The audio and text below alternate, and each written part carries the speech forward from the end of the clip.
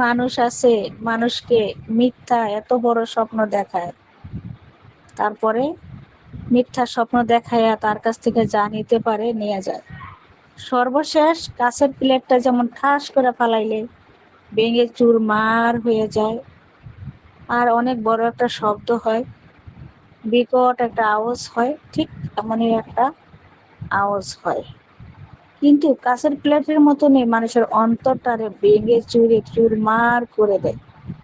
কারণ এই মিথ্যা স্বপ্নটি যারা দেখায় তারা কতটা ভালো আমি জানি না।